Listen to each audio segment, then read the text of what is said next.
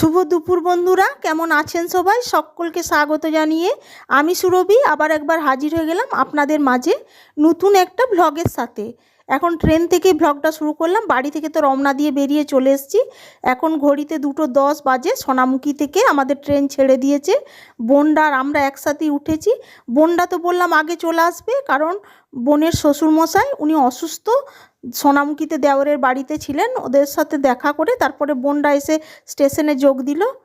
যাক, ওই নিয়েই কালকে তো রাতে শ্বশুর বাড়ি পৌঁছেছিলাম, নিয়ে আর ভিডিওটা কন্টিনিউ করতে পারিনি। পৌঁছাতে পৌঁছাতে 7টা বেজে গিয়েছিল। তারপর আমার শরীর তো ভীষণ অসুস্থ ছিল, মানে অসুস্থ বলতে সর্দি করে গেল। নিয়ে টিফিন খাওয়ার পর সর্দি শুরু হয়ে গেল, তারপরে সারা রাত্রি জ্বর। এই যে সকালবেলায় ঘুম থেকে উঠে এখন বেরিয়ে পড়েছি। এখন শ্বশুরমশাইয়ের সাথে আমরা বেরিয়েছি জামা কাপড় কেনাকাটি করতে। কারণ ওই যে বললাম পুজোর সময় আমরা তো আসতে পারি না, দেওয়াও হয় না, আর ওনারাও দিতে পারেন না। সেই কারণে দু তরফেরই দেওয়া নেওয়ার পর্বর জন্য বেরিয়ে পড়েছি।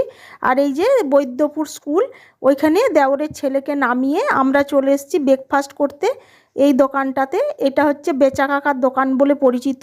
ইনি আমাদের ফ্যামিলি মেম্বারের মতো হয়ে গেছেন, মানে ওনার দোকানে আমরা এলেই পেটায় পরোটা আর ঘুগনি খায়।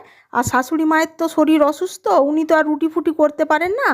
আর সেই কারণে বাড়িতে রুটি করার মতো কেউ নেই, যা রুটি বানাতে জানে না। সেই কারণে শ্বশুরমশাই বললো চলো তাহলে একবার এই বেরিয়ে যায়, নিয়ে একদম ব্রেকফাস্ট করে নিয়ে জামা কাপড় কেনাকাটা সব কমপ্লিট করে নেব। আর দেওরের ছেলেরও স্কুলের টাইম হয়ে গিয়েছিল, তাই বললো ওকেও আমরা ছেড়ে দেবো। আর ওই স্কুলের মধ্যে ওকে নামিয়ে আমরা এখন টিফিন সেরে নিলাম এই যে মিষ্টির দোকানে। এখন আর এই দোকানের যে মালিক কাকু, তিনি বসতে পারেন না, ওনার ছেলেই বসে। প্রথমেই বললাম যে ফ্যামিলি মেম্বারের মতো হয়ে গেছে। ব্রেকফাস্ট পেটায় পরোটা আর এই যে সবজি এসে গেছে, খাওয়া দাওয়া করে তারপরে এখন চলে এসেছি জামা কাপড়ের দোকানে। এখানে আপনাদের দাদা ছোট থেকে এখানেই জামা কাপড় কিনতো, আর আমার শ্বশুরমশাইও এখানেই জামা কাপড় কেনাকাটা করে।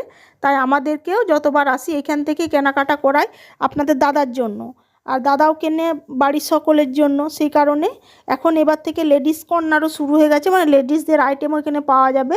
তাই এই যে দিদির সাথে একটু গল্প করছিলাম যে এইবার থেকে উনি বলছেন যে লেডিসেরও সমস্ত আইটেম রাখছে। যাই হোক, জামা কাপড় কেনাকাটা হলো। আমরাও শ্বশুরবাড়ির জন্য কিনলাম, শ্বশুরমশাইও আমাদের জন্য কিনে দিলেন। নিয়ে শরীর তো অসুস্থ, জ্বর আবার এসে গেছে। নিয়ে এসে স্নান টান করে দুপুরের খাওয়া দাওয়া করতে বসেছি। এই যে যা দেখুন কত কিছু রান্না করে দুপুরের তো খাওয়া দাওয়া কমপ্লিট হয়েছে, এখন সন্ধেবেলা। আর এই সর্দিতে জানেন তো খুব স্যুপ খেতে ইচ্ছা করছিল।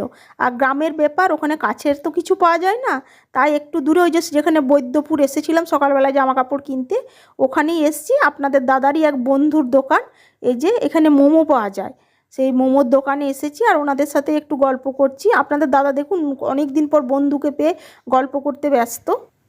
এখানে মোমো ছাড়া অনেক কিছু পাওয়া যায়। খাওয়া দাওয়া করলাম, নিয়ে বাড়ি ফিরলাম। আজকের ভ্লগটা এখানেই শেষ করছি। কেমন লাগলো অবশ্যই জানাবেন। ধন্যবাদ।